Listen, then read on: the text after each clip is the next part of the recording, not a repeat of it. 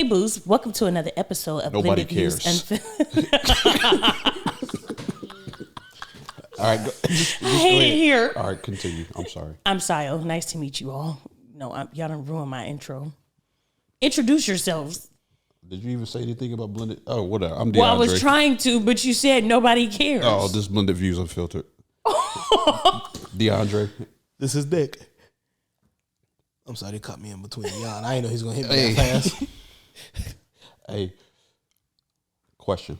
No, what is that about?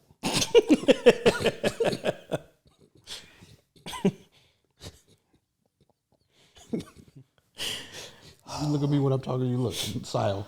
What? Look this way. All right, I'm gonna stare at your forehead. All right. Do y'all think if Jesus? Please grow up. You are a Do y'all child. think that if Jesus was walking this earth, or was here, or on earth, that he would utilize social media? Imagine Jesus posting like his feet after he got some new shoes. It was like walk he got on his water feet 12s. Like, no. Why would Jesus use social media? I'm just saying. I think he would. And say what? What would his first post be? I mean, he'd do what he was doing back in the Gospels, but he just doing it on a bigger scale now. What would the caption be? Same captions. I mean, I would think it would just say the same stuff he was saying. Like after he turned water into wine. Yeah. Post a pic, say it's lit. I don't know. That's a good question. No, I don't it's know. not. He might probably not. Anytime they turned fish into what gave to the multitude, he would say it's giving. You're annoying. Nah. No, actually, I don't. Giving. It's giving. Actually, I take it back. I don't think he would be on social media. Like, why would Jesus be on social media? He'd be like a modern day he monk. would. Well, because one thing, Jesus was Jesus was a real G. He moved in silence, He did. so I don't think he would be on social media. He did. Like what Wayne say, real G's move in silence like lasagna. That's what Jesus was. Every time he did a miracle, he told people, "Don't tell nobody." Mm-hmm. And just moved on. It Didn't just want kept moving. no More people need to recognition. be like that. Yeah, that's true. Yeah. I can't take credit for that. I got that question off Jay Oliver. He put the question on Facebook today. so I was like, that's a good question, actually. I don't think he would be, but being that in the day and age of social media, he would be way. I think he'd be so much more popular because people would just be talking about. That's true. But he didn't did. Yeah. Whole world be Christians. It wouldn't be nothing else. He'd probably be promoting polygamy. I don't know about that one. It's not blasphemy because that's the way it was back in the day. Even in Jesus' time, he was a polygamist. I don't know about that one, though. A queen created monogamy. I'm leaving. It's true. Yep. It's true. All right, look. Here's a good topic, right? Question. Do you guys feel that it is hard or easy to be the bigger person? Both. I think it depends on the situation. How often you have to. Why do you keep trying to interrupt? You love doing that. Cut the crap. I'm not. No, It's always hard to be the bigger person. I don't think it is. Unless I you're feel me, I'm like always the bigger person. sometimes it's not hard to be the bigger person. I said, what did you just say? I said I'm always the bigger person. Go ahead and laugh. I know you want to laugh. It's not funny. You always big shaming me. Go ahead, continue. Okay.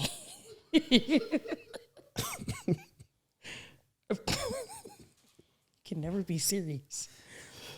In my personal opinion, I feel like a little bit of both. So like, it definitely depends on the situation for me. The situation, how often I feel like I always got to be the bigger person. Like if I feel like this is a recurring thing where I feel like I'm always the bigger person. I don't know. And then sometimes like me being the bigger person makes me feel good about myself, situation giving. But other times it is hard because it's like, there is maybe sometimes where it's like, I don't want to be the bigger person. I want to feel how I'm feeling and I don't want to be the bigger person. So yeah, that's why I say a little bit of both. I think it's very hard to always. I'm always the bigger person because it's just my Are you speaking literally and figuratively? literally. No, not literally, but figuratively. Oh. So I'm typically always the bigger person. I let stuff brush off my. I'm not even saying anything. I just heard you laughing. There's so many times I want to clap back at somebody that I know. I wish I could say something. I wish I can post on they page or something like that, but sometimes I just don't. I don't need the drama. So I'm typically always the bigger person. Okay, I gave you an opportunity to laugh on that one. I'm typically the bigger person. I think it's always harder. I agree with you. I think that you feel better being a bigger person, but I don't think it's easy always taking the high road. Some people deserve that clap back, but is it worth it? Sometimes I ask myself. I don't feel like it always feels good to be the bigger person. I feel like it sucks. Yeah. Not from the standpoint that they get the satisfaction of getting theirs, whatever they got off, but more so it's like, why am I being forced to internalize? Like I'll sit back and be like thinking like, man, they deserve everything that I would 100% do to them or say to them, but I'm not saying it. I'm not going to do it. And although like the world may congratulate me on that, I'm still sitting here feeling what I'm feeling. And that sucks. Yeah. But then how do you feel afterwards? Like after you say you do clap back, you don't feel the type of way like after you've come out of character per se, said all of this stuff. That may be situational.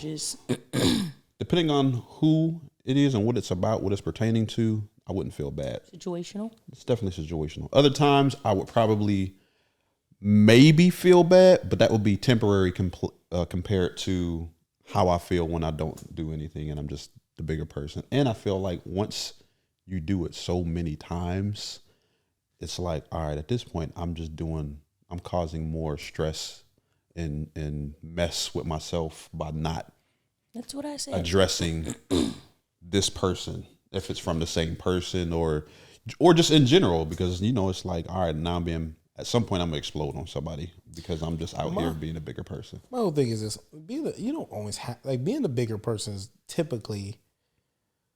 I think people confuse the two. I think that sometimes being a bigger person and taking the silent road is not always the better road.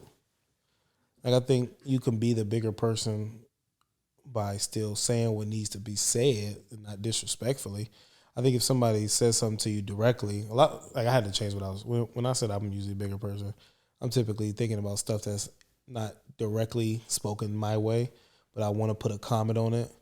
But I think that some stuff, if it's like direct disrespect, there's a way that you can handle the situation without, like, I think some people need to say something. Some people need to hear your voice because sometimes, quote unquote, being the bigger person, taking the high road might not be the best decision in certain situations. I think it's more tough for me when it's people that you know that they are surrounded by yes people. Oh, yeah. So you know that there's nobody that's going to hold them accountable to the things that they say and do. And it's like, man, these jokers about to go over there, spin the version however they want to, and ain't nobody going to tell them otherwise. Yeah. I think it's terrible. But is that considered being a bigger person, though? Or is that just you? I'm not about to be one of your yes men. Well, not so much. So, I mean, from the standpoint, like, let's say a certain person says something to you or does something crazy, right? And instead of you reacting a certain kind of way, you just like, you know what? I'm going to let them have that. Now, you don't really necessarily have to have relation with this individual, whether you do or don't, but they go back to their normal crew, circle, world, whatever. But in their world, in their bubble, they're not surrounded by anybody who would ever hold them accountable for their actions. So you don't have to be in direct relation with them in any shape, form, or fashion, but I think sometimes we let go of situations that needs at least a level of communication. Mm-hmm. There's too many times that somebody might do something to you or say something to you. It's like we might take the approach, I'm gonna let them have that, but they might walk away thinking a certain way that I feel like you could be the bigger person by at least addressing how that situation affected you or how it made you feel. And then let that be it. But I mean, I think too many people don't say anything, and it's like it's a reoccurring situation because we don't speak up on how we feel. I agree. So, like, being a bigger person, right? More oftentimes than not, would you say that you're the bigger person in most situations that you deal with? Yeah, a lot of them. And Yeah. how did that make you feel?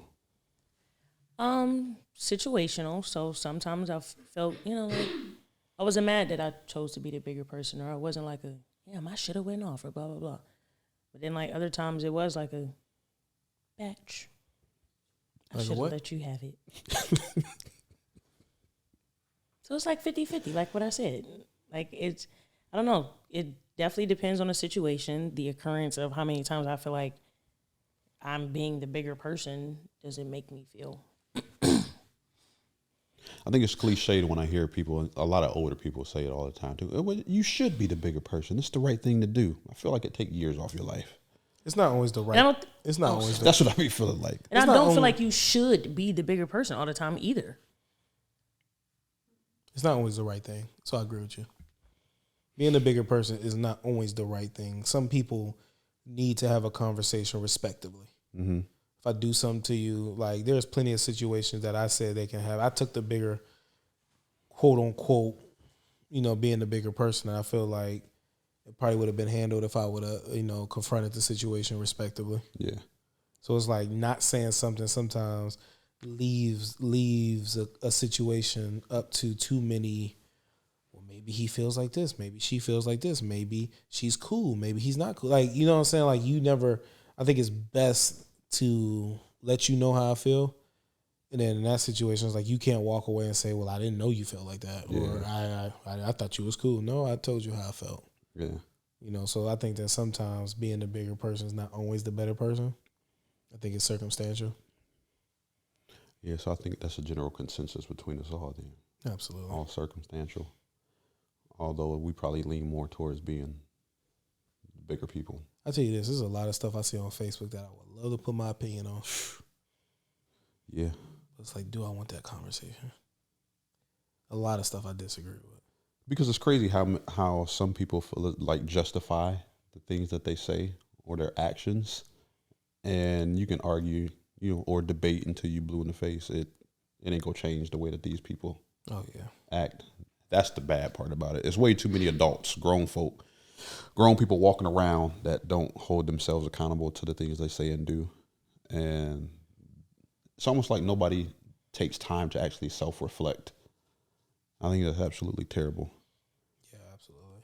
But Especially, I think that this generation, and I think that like this generation's adult is like the level of accountability around like our age. I'm talking like from maybe the age of 27 to about maybe 34, 35. Like that little small gap, I feel like it's like, I don't know. It's like, man, it's like a victim mindset. A lot of people. oh, trust me, it's past 34. I'm just talking I'm about 37, and it's pretty bad. I'm just talking. Don't even start. Now, the reason why I say that, and I don't mean to get off topic. Me and Yeah. Shamar was talking one day, and I was like, man, like I don't know if our parents was too easy on us and created us to be more dependent on our parents. Like not generally everybody, but there's a lot of people. And let me not say a lot of people. A lot of people I know. It's just like very dependent on different things. It just seemed like this. It's like the generation before us. Like they got to it a lot better. Yeah. Like they, at a young age had a house, had stuff like that. It's like our generation is so dependent, and it's like they blame a lot. Mm-hmm. And that could be just how I feel. I don't know. No, it's a lot. Wait till this generation, like my oldest daughter's age, wait till them jokers start getting in their 20s. It's going to be bad, man. They say they always do a cycle. They say, what's the saying I heard? Weak men bad times create strong men. Mm-hmm. Strong men create easy times. Easy times create weak men. And weak men create bad times. Mm-hmm. It's like it's a cycle of what we create by times being easier that our parents kind of like they worked hard, but they created such an easy time for us Yeah. that we ain't got to work hard. And just handing stuff out to these these kids, and the whole. I hate hearing. I want to make sure that my kid wants for nothing. I think that statement is taken out of context so much because there's a difference because like how are you supposed to actually instill and teach these kids how to be on their own once they get out if you want to just give them everything? And I feel like a lot of like especially like my generation, your generation, like it's more of let me make sure my kid has everything that I didn't get and didn't have. Let me just give it to them. I'm gonna work myself to death to make sure that they don't have and want for nothing, but then they don't have any work ethic or appreciation for anything. Yeah. I heard something today. The dude said, let me see if I can get it right. The stages of parenting, 0 to 5 is discipline. 5 to 10 is teaching. 10 to 15 is training. And then once they get to 18, that's when you can be their friend. But the issue is everybody takes friend and they put that from 0 to 10. And then they try to instill discipline there, but it's too late. And that's why we're at where we're at now, because no one actually take these stages and actually implement them how they're supposed to be. It's just kind of like whatever I went through. It could have been a great childhood, traumatized childhood. It's kind of like across the board. There's so many. Yeah, I'm sure y'all see it. A lot of kids cussing out their parents. These kids be 5, 6, 7, 8 years old. Don't let them be teenagers. They be fighting their parents nowadays. I mean, it's probably always happened to some degree, but now it's like parents are terrified of their kids. So, listen, I ain't trying to be one to bash people because I'm not a parent yet, but I feel like this generation's parent, like there's good parents out there. I'm not saying like all, but like there's a large amount of bad parents these days. Yeah. And I'm not generalizing. There's good ones out there. If y'all watching this, I'm not saying that y'all are bad parents by all means, but I see a lot of misdirected kids these days. Mm-hmm. Yep. Especially like in our culture too. In our culture, we glorify the wrong things. People think that just because you can give your kid a lot of stuff makes you a good parent. Mm-hmm.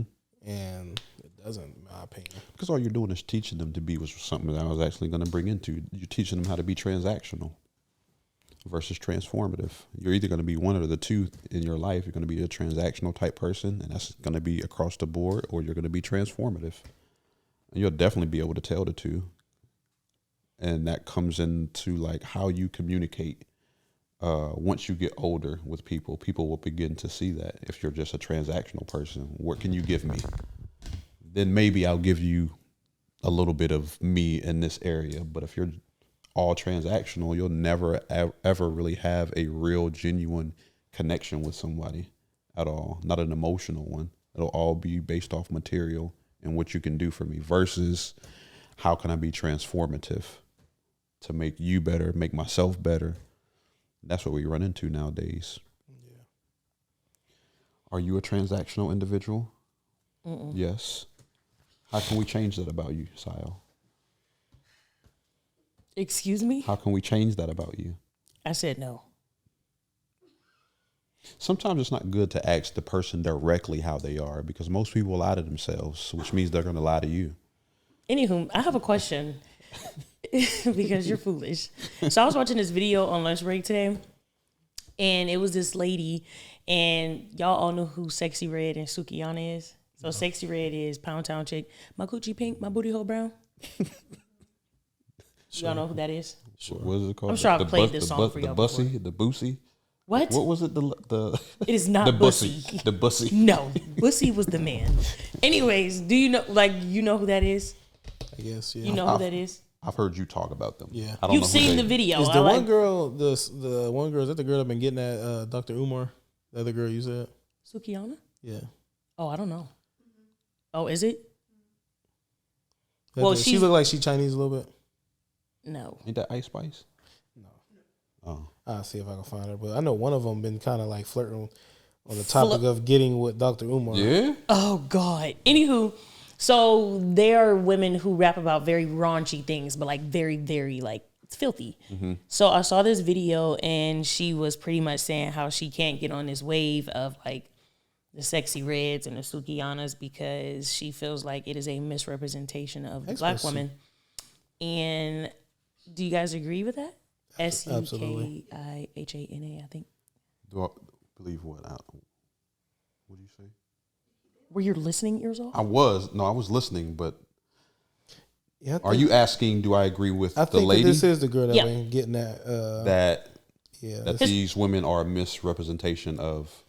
Yeah, because it was like I was even reading the comments and some people was like, well, people, I don't care about y'all calling me not fun because I can't like get down with this, but y'all can have it. She's calling it like filthy trash music, which it is.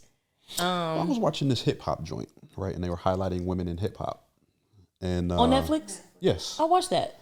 I was watching that. And when they said, I think it was maybe the last episode, and they were talking about the topic of how women are more open with their sexuality and all this other stuff. And they were, of course, glorifying it because it's like women should be able to express themselves because if a man does it, because I think they brought up Snoop.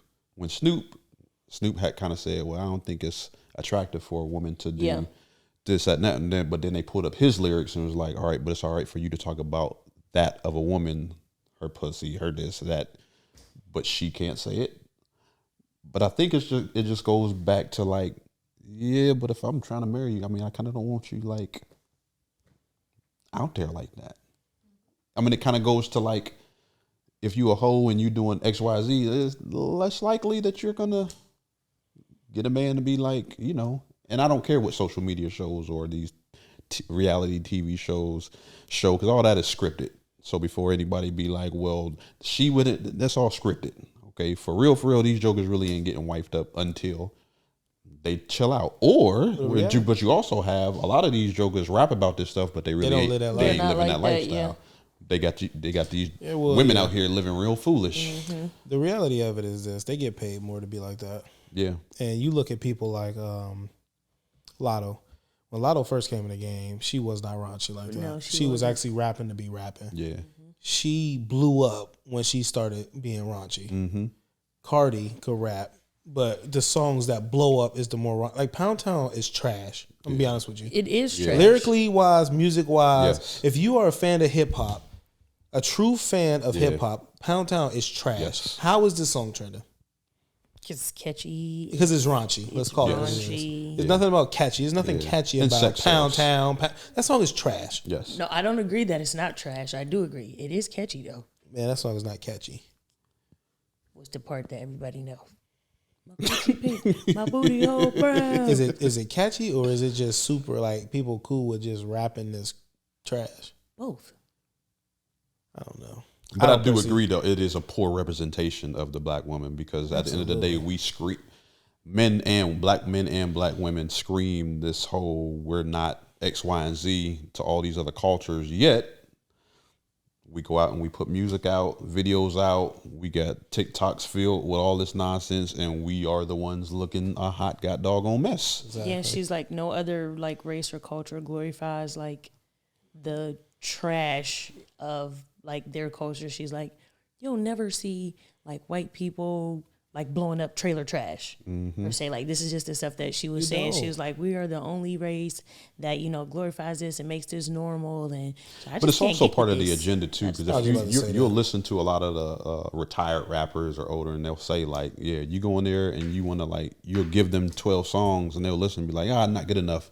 But if you talk about liquor, shaking ass and titties and killing your homie for this, that, and other, now that we can get with. So they got to come out with songs like that in order to get to a certain status, or else these labels won't put it out because it won't look right with a white person doing that. It's all a part of the agenda, man. It's to paint this picture, keep us looking a certain way, and it works. You look at people like Cardi unfortunately. B.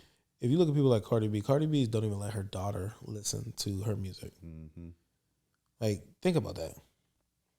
If you're making music that's too explicit for your kids and you don't even want your kids to do this stuff, then that shows you that she's not even cool with what she's putting out. A lot of these billionaires create stuff that they give us that their kids, man, like Steve Jobs' kids ain't got no cell phones. Nah. Jeff Bezos' kids ain't got cell phones and all this different stuff. The stuff that we glorify in our culture, the other cultures don't do that stuff. Even social media. Social media, these kids ain't got social, like. That whole documentary there, the execs for Twitter, Facebook, and it was something else. It was like, no, we don't do none of that in our house. Exactly. Because we know what we were trying to, what we created to program people, we knew to stay away from it. I say this all the time, and people can look at me and I think that all people in our culture need to step out and take a page out of it. Like, get some white friends. Maybe not just white friends. Get some Spanish friends. Get some, whether it's, Middle Eastern friends. Get some friends outside of your culture. Yeah. And take a page out of how they do things. It's like we think that it's like our way of life is like, this is the way we do it. Well, we never look at like, okay, how do they do things? It's like some of the stuff that's like we do is just like, yo, where did this stuff come from? I was talking to my daughter today, right? Today was making a plate at a cookout. What? I can't stand black people making plates at cookouts. Oh, I'm gonna take me a plate home. Did you put some food in? I hope you're not showing up empty-handed. That's what I'm talking about. Oh. I'm talking about, I've been to parties where Oh people no, show I up feel real empty-handed. comfortable. Yeah. If I brought something, which I did, I'm definitely taking me a plate. I don't take a plate unless somebody tell me to. I didn't watch people take plates on sides. Bring some Tupperware so they can take some stuff. Man, people walk in your house, where's the aluminum foil? If you don't get out of my car. Well, like I was talking to my daughter today. It was first day of school, and yesterday she was sending me all kind of like, look, I got this outfit. I'm gonna do this. I'm gonna do that. She said, what do you think? I said, does it really matter? I mean, who cares? And then so today I talked to her. I said, so how'd your outfit fare? She was like, oh, it was cool. She was like giving me the rundown. My friend wore this. She was like, but such and such. She started talking about white folk, like such and such and such and such. I mean, he just came in shorts and a t-shirt, and this chick, she just came in like sweats and this. They're rich. And I said, listen. I said, did you catch that? So these extremely wealthy individuals don't give a dang about showing up in no Jordans, no Gucci. They come in as is, while our culture is out here like, oh, we got to send our kids to school with this. You got to look this way. You got to do that. You spending all of this god doggone money, especially on that first week of school. Also, your kid can go to school and play around in these Jordans. Listen, and the younger the kid is, that be my thing. That's how I am with my kids. Now, my kids' moms, I tell you, y'all can get that stuff all you want to, but the expensive joints, I ain't got time for it. Instead of my kids, I ain't with that whole like Skechers. Oh, my kid got to look a certain kind of way because I'm this, and that's like. So this 5, 6, adults, 7, 8-year-old, this 4-year-old, you about to send them to school knowing they about to be out there on the playground and they don't give a good goddamn about no Nike, no Jordan, no nothing else. So we sending them to school with them Shaqs. You dang on right. Not the Shaqs though. Man, Shaq made a deal with Walmart to give affordable kids shoes. Yes. Do they even still sell Shaqs? Yes, they do. Do they? Yeah. Shaq passed up on a deal from Reebok, $1 million deal. Send kids with. I'm sending my kids to school with some Shaqs. Mm-hmm. Okay. Yeah, you with You it? still making them? I don't have any children. But you got a niece. When you get children, you got a niece. No. You sending a Kari with some Shaqs? What you gonna put on her? Some Jordans? You gonna leave me hanging? Yes, because I said no. Either way, it just shows how our culture is, because you don't be seeing, unless these white folk want to be black, you don't see nobody. You don't see these jokers. Seriously, the ones that want to be black, they be on the same joke. But all down your timeline, I'm sure you've seen all these fresh fits. They really don't care that the kid is going to school on their first. They just want to show off what outfit and what shoes they got on. That's really what it is. I'm about to say something. I'm about to stir up some feathers. You know what I lose respect with people, and this is a real life. If I see you and you dripped out and you ain't got no car, I lose respect. You dripped out, you living with your mama, I lose respect. You dripped out and you ain't got a pot to piss in, but you fresh, I lose respect for people like that. Like, I know so many people, like, you be fresh, and you know how people pose for their stuff. And you know what I'm saying? They got the Jordans matching the shirt and all this different stuff. And then it's like, okay, that's pretty slick. Where you live at? Oh, you ain't even got no address. Oh.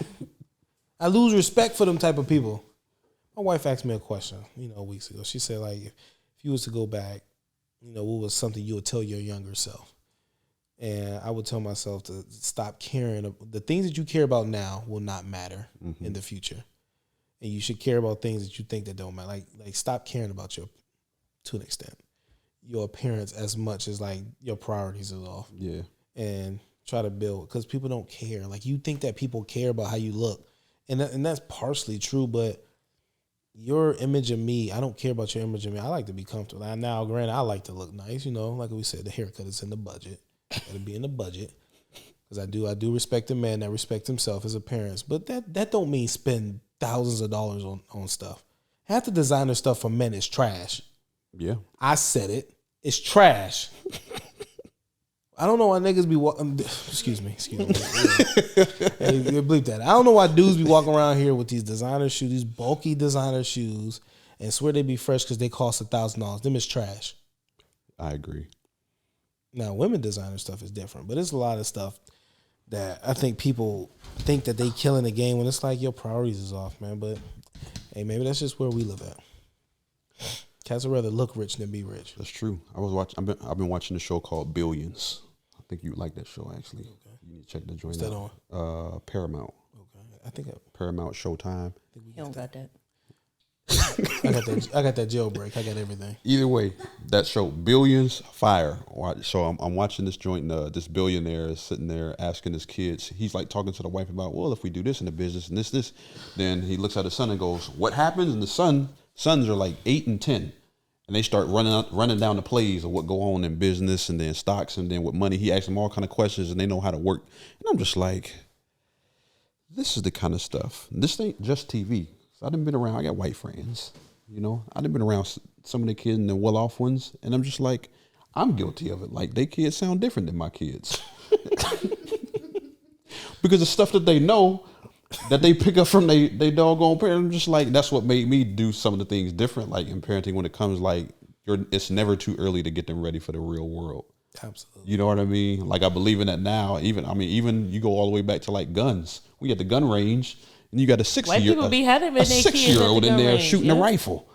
You know what I mean? And knows how to, like, with precision, knows how to unload. I mean, so it's just like certain things that other cultures do. And then we stay glorified on the same crap constantly. And that's why we stay in this huge hole and we always got to climb out of that joint constantly. Yeah. I don't know. We just need to change the narrative. Now, you just said something that's key. It's never too early to get them ready for life. Don't nothing make me more upset than seeing grown folks that's still struggling with like minor life issues. Yeah. Like, you get to a certain point, like, you still struggling with that? Like, you 39 years old, you still having relationship problems? Yeah. I take it. But you still got credit problems? You 50. No, that ain't that. Why is it a forever? Yeah, that shouldn't be a forever thing. Yeah, you 45 and you can't get qualified for a car. Yeah, that shouldn't be a forever Like, what are you thing. doing? Like, start fixing stuff in life. Like, people, get on your kids about getting that credit immediately. Because that's where I took it. I fall. I ain't learned credit till I needed it. Yeah. And then it's like, when damn you need it, it's like, dang, I wish I knew this years ago. Mm-hmm. But that's our people, man. We don't tend to start looking at things until it's a necessity. And a lot of people take offense to a lot of that stuff because they can't do it or won't do it, which is crazy. This is a good question for y'all. Can you guys be corrected without being offended? Mm-hmm. It depends on what it is. Why does it depend on what it is? Because it depends on who correcting. Like, if Si would say, Nick, you need to lose some weight. I'm just using that as an example. I know I need to lose some weight. Why you don't never put Dre's name in the Dre don't sentence fat with shame weight? me. I don't say anything to you about your weight. That's the thing. You don't say nothing, but I can like, you can feel what somebody thinking. What I be thinking about? Like, I might make a joke about myself, and I could. You ever just feel somebody staring at you, and I could just feel like Sal's stare just penetrating my soul. I'm just kidding about that. Yes, I could be corrected without feeling, Without being offended. without being offended. Absolutely. Most of the time, I can. I feel like the average person cannot. They get offended when they're being corrected. And just because you grown don't mean you can't be offended. I feel like if you enter a friendship, a relationship, like romantic relationship, a partnership, you should be expecting to get corrected about something because nobody is perfect. and you also have a different ways of course, upbringing and different ways of like doing things. So you take credit, or kids, like when it comes to parenting or just life in general, everyday life, right? You should be able to be corrected about some stuff. Even when we go back to what we were talking about earlier, the whole, your like whoever you surround yourself, like you should be able to have friends that correct you when you do something crazy. But more times than not, everyone gets offended over being corrected, no matter if it's a good delivery or a bad delivery with the correction. I feel like first and foremost, I think that I heard a person say like correction, let's use correction, or like any type of thing that you got to confront or just tell somebody something. It shouldn't be like, you shouldn't say something faster than your love, which means it's like you got to show that person that you love them before you show them correction. Mm-hmm. You know what I'm saying? Don't let your correction travel faster than your love. But vice versa. I feel like if you're being corrected by a person that love you and you feel like, offended by it, then you got deeper problems. Yeah. Because it's like, if you know a person love you and they coming from a place of love, no matter, you know what I'm saying, then it's like, either you agree or you disagree. If you disagree with something that's obvious, then it's like you dealing with something far, you know what I'm saying? It's like, it might be insecurity. It might, like, if somebody was to tell you, hey, your credit is messed up, you should fix it. I don't need to fix my credit. Okay, then it ain't the credit you dealing with. It's something else you dealing with. Yeah. And it's like, you need to figure that out. That's facts. I got one more question for y'all.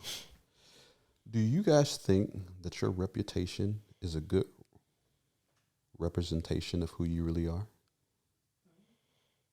Yeah. I would say so. I do. Why? Because I feel like, as far as I know, my reputation is who I am. I hear the same consistent things about myself. It's who I am. So, I think so. I feel like patterns that I've done or that I've had created a reputation for me, and this is who I am.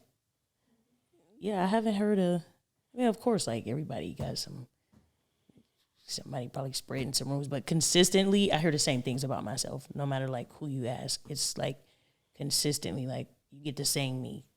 Like, would you ever change anything about it? Like you hear your reputation, although it's good, would you ever want it, or do you ever think like, man, it could be better? Would you ever want something added in there that would cause you to change? Yeah, I feel like there's always room for improvement. So I feel like I'm like described as like pretty great now, but I could be amazing, phenomenal, fantastic. So your reputation is like you're a great person. Yeah, but I feel like it. Have you heard different? I was just saying that sounds kind of narcissistic. No, it's not. It is what it is. What is your reputation about yourself? I'm a big dude. Is it true? You tell me. You tell me. That's your body. You look at it every day. Is the reputation lining up with reality? I would say so. All right, then. You always want to do this. No, but I think I got a pretty good reputation. I think it is like, I think it lines up. What about you, girlfriend? I think I got a good reputation. I think I'm a solid person. I think that you can't say nothing bad about me. If somebody says something bad about me, they just don't like me. There's room for improvement. I want to be known for a more execution reputation. I feel like I'm known to have great ideas, but I want to change that known. Like, I don't want to die with my people saying like, "Oh, Nick had the best ideas." Mm-hmm. I want to like man, Nick did some great things. I feel like. I'm sorry. Oh, go ahead. Were you done? Sort of. Oh, go ahead. I'm sorry. I was just gonna say, I tell my wife this all the time. I learn the most when I go to funerals. Oh, Like, when they have it in the obituary, like, he liked football. Yeah. He went to this college. it makes me sad, honestly. Yeah. When people, you read their obituary and some of the stuff that is just so general, because you could tell like this is stretched. It's almost like they couldn't find nothing that this man accomplished or this woman accomplished, that we had to create some generalities. Like, he was an avid Pittsburgh Steelers fan. Like, if that's the best you can put in my obituary, then I did nothing to change this world. if somebody put the best thing that they could put in my obituary is Nick was the fun person to be around. He had great ideas, and I failed myself. I've robbed this world of the impact that I could have gave it. That's all I had to say. I feel like even though I feel like I'm a pretty great person, I do realize I'm not everybody's cup of tea either. And I'm also okay with that. No, I mean, like, I like you, but I can see if people what do you was to mean say by that. that? I feel like I don't think that there's one person that everybody just likes, no matter how great you are. People always find something to, I have to agree with you wholeheartedly. If everybody like you, then nobody likes you. Right, you're doing something wrong. And that's what I'm saying. Like, as great of a person that I think I am and that a lot of people think, I also realize that I'm not everybody's cup of tea too. And I'm okay with that. And it's crazy that you brought this up because I was thinking about this morning. Like, I'm not everybody's cup of tea. Like, I know I'm amazing, but there's somebody out there that's probably like, she get on my goddamn nerves. I can't stand her. It's like, oh, wow. But should you? That's actually good, and I agree with you. But should you be everybody's cup of tea? No. I don't think you should. But some people care about everyone liking them, though. But if everybody likes you, then nobody loves you. But that makes sense to us. But there are people that is walking this earth that cares if, they like. Everybody's opinion matters. Yes. But the problem with that, and I agree with you, I'm not disagreeing, but I'm saying like the problem with that is that you can't be iconic like that. Like you'll always be the lowest denominator to everybody. Mm-hmm. Like I heard this example. Like if you was to walk in a room full of 30 people and you ask everybody, well, what kind of pizza you want? And everybody's shooting out, hey, get a veggie, get a meat lovers, get this and that, get a. To make everybody happy, you got to get the lowest form of pizza, the cheese pizza. So with that being said, it's like if you try to make everybody happy, you have to lower yourself. You can't really speak on how you feel. Mm-hmm. You can't really have an opinion because you're going to make somebody, I'm scared to offend this person. I'm scared. Like, say what you want about Trump. People hated him, but people love Trump. Yeah. Like, people hate Kim Kardashian, but people love Kim Kardashian. Mm-hmm. Like, you can think of anybody that's hated in this world. There's a large majority of people that absolutely love the ground that they walk on. Mm-hmm. So it's like, yeah, you could be liked by a lot of people, but you can never be loved by many. It's true. Like, you shouldn't make everybody happy. I can't be my true self making everybody happy. Some people might, Nick joke too much. And if I try to dumb myself down to this person, then I wouldn't be who my wife loves. Yeah. Because the Nick that she fell in love with might be the person that you hate. Yeah. So if I try to make you happy, I wouldn't make her happy. And if I try to, like, y'all enjoy me being me. But if I walked in the room, you have a good time when I'm around this place. You have a good time. You know when I ain't here. Well, duh, because your chair's empty. Yeah, you ain't laughing as hard. But what I'm saying is this. What makes me loved by people, my man Dre, since Sal don't love me, what makes me loved by, people can rub other people the wrong way. Yeah, okay. And if I'm trying to make them happy, I can't be loved by who loves me. Mm-hmm. So I agree with you wholeheartedly.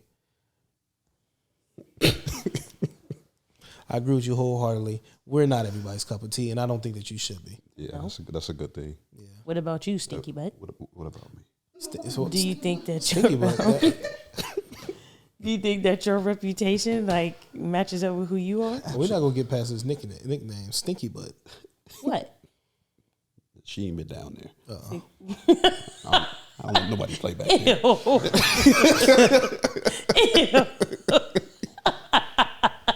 Ew. Go ahead, Stinky Butt. Yes, I do though. I do. As long as we ain't talking about women. Yeah. What? Yeah. What did you say? So long as we ain't talking about women. Yeah. I think so. What does that mean? Nah, I'm joking. It is good across. It is good. I think it is a good representation of who I am for those who speak of me. Yes, highly, and it is. But I also do think I'm the type of person where I self reflect a lot. Probably always say more than I should, but then other times I have to correct that because I do it every day. So I'm always trying to improve and do better, and I'm aware of all of my shortcomings and downfalls that I do daily because I am not perfect. So I do try to add to that reputation, and I agree with Nick when I do think about like I rewrote my obituary 2 weeks ago, and Wow, you wrote your obituary.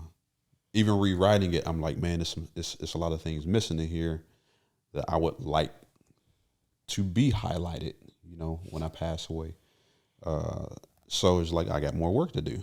You know what I mean? So there's plenty that I could add to it, but I would say that it is a good representation of who I am. I do agree with both of y'all though that being everybody's cup of tea ain't good. I was talking to a friend the other day, and Joker called me thinking I was gonna be like a yes man, and I was just it's like I'm the wrong person to call with that because I'm gonna always give it to you straight.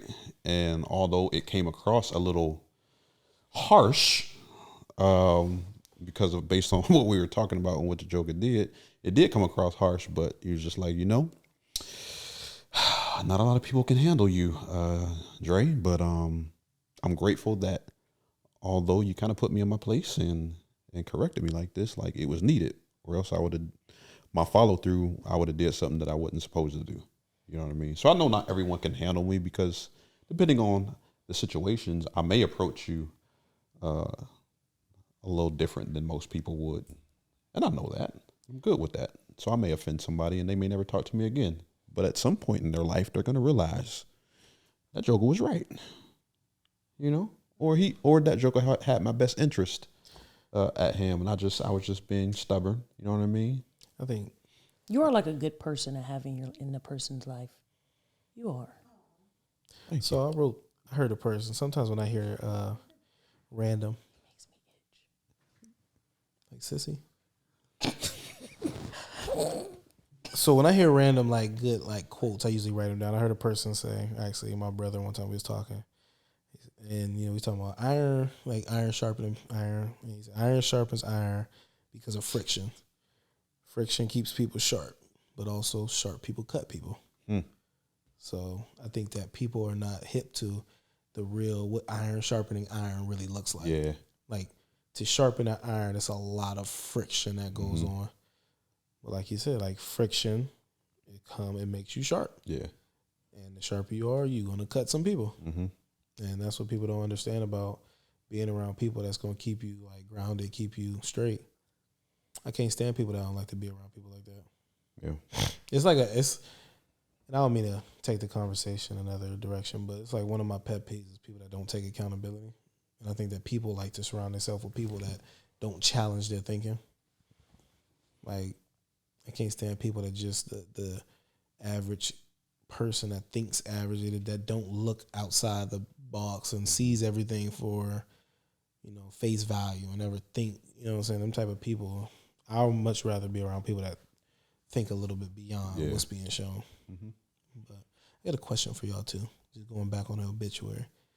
If y'all died today, would y'all be happy with what your obituary says?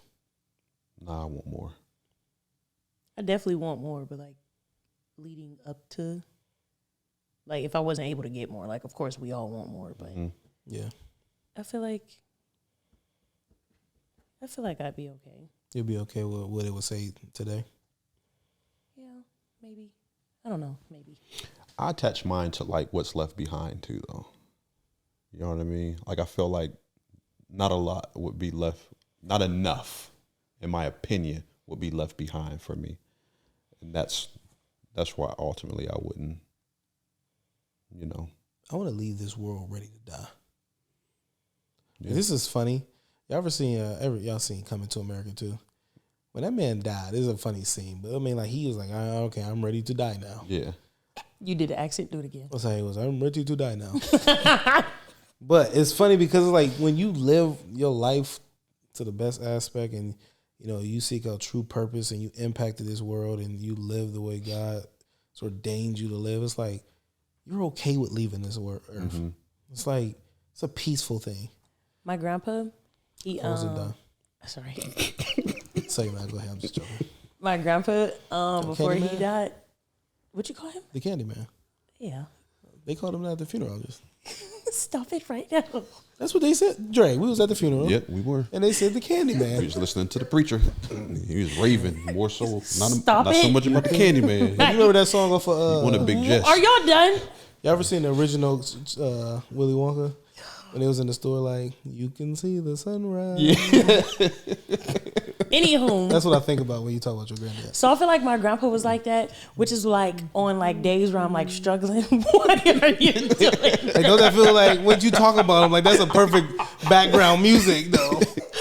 Stop it. Ain't that Like, perfect background music? No. On days where I like struggle with, or if I'm like really having a hard time. Right, I'm done. It's the way he's looking at me while he's talking. You're a sicko. Don't do it again. I'm trying to tell a story. Go ahead, I'm just joking. On like days where like I'm struggling, like I feel like he was like that. Like I know that he had things that he wanted to do and like make correct in his life, and he did those things. So like before he died, he told each of us like something different. And then like the 3 things that he told me, he was like, I made my peace with God. I'm tired and I'm ready to go. So I feel like he like had come to a point of like, I did the things that I wanted to do. Like I corrected my wrongs. Like I made peace with, this situation. I fixed this. I've done that. Got my family back, did this. I feel like he was like at a point like that. Because like even when like as tragic and like traumatic as it was, like it was also like a sense of peace in it, because he was just so like, like he was just like calm, like knowing that you're about to die. None of us, if I'm not mistaken, know what that feels like. I know me, I'm probably like, not even I'm gonna be off my rockers. But like knowing like, this is it. Like this is, because like that's that's a reality that you have to come to. Like, this is it. Like, these are my last moments. I'm about to die. I'm not leaving out of here. This is the last time I'm gonna see my family. Like, this is it. And for him to just be like, so like, he was like, the man asked for a popsicle, a damn popsicle. He asked if he could have a popsicle, then got mad and rolled his eyes at the nurse when she wouldn't let him finish it because he couldn't keep his mask off long enough. But anyways, I just feel like he was like at a place like that. And it was like that, like I found like peace in little things like that, like knowing that, like my boy said he was ready to go. He did what he came to do. He lived 70, gave us 70 years, and he did some stuff. That's good. Yeah. So I get that. Like, I'm ready to die. I feel like my grandpa was like that. I'm ready to die. Jaffer. What? Jaffer. Okay, well, him. Henry. That's my grandpa. That's the dude that owned. Well, that was my grandpa. Henry. No, you said Joffrey, whatever. So I said Henry. It was Jaffer. It was something like that. I don't know. King Joffrey. I don't know. But you gotta be ready. I mean, you gotta live your life you gotta live your life on purpose. Yeah.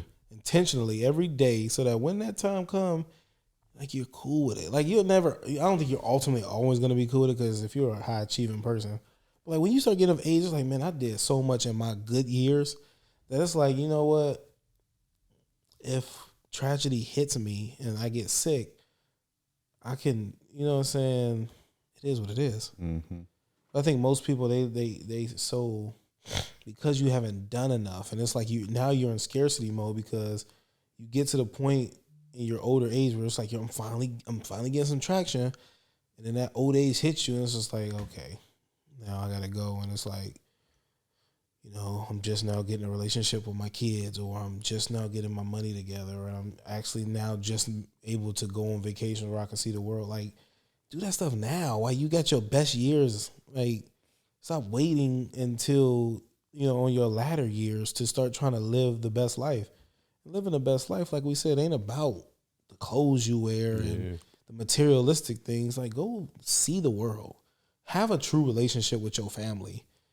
Like, don't wait till you about to die in the bed and trying to make it right with your family. Make it right now. Mm-hmm. You know what I'm saying? Like, go see the world. Like, fall in love. Like, that's like we look at that like it's an experience. It's something that's like, die with somebody that you live life with. Don't die with your cats. Maybe they live life with them cats. Yeah, well, it's better to live life with a person. They got a cat. than actual Andre. cats. You really Too have many been people off your dying. That's rockers another thing. today. People dying single. I want to die like dude did on Color Purple. How'd Which he one? die? On Which top one? of me. Oh my god. You sound like dude off of Game of Thrones. I want to leave right now. Take us out. Of me. Please take us out of here. Look, takeaways: be more transformative than you are transactional. Absolutely. And teach your children to be transformative than transactional. It's all right if you have nice things. I don't think any of us are saying don't buy nice things for your kids, but man, make these jokers work. Get these jokers some chores, and make them so that they can actually appreciate the things that they have. What else do we talk about? Write your own obituary and see if you like what you read after you're done writing it. It'd be a humbling experience. Yeah. What'd you write yours on? You just wrote it? Yeah, just Or sat is it down like and an typed app it or out. something? No, just typed it out. I had an anthropology class. I did it years ago. It's a humbling. It's really a humbling experience. Yeah. Put some things into perspective. Who you are, you could change it. I always put y'all in charge of when I die to kind of filter Get out. out! Filter out my funeral. I know who I like and dislike. What else do we talk about? Small takeaways. Correction. Being corrected without being offended. Don't be offended by your friends or your loved ones, whether it's family, friends, husband, wife, partner, whatever you call your person or whatever. Just if they didn't love you, they wouldn't be correcting you. Yeah. Out of love, as Nick said. And be more intentional. Just be more of an intentional individual in every day of your life. Hey, play the moments, positive memories, stop the pain, keep the happiness on repeat. Peace. Bye.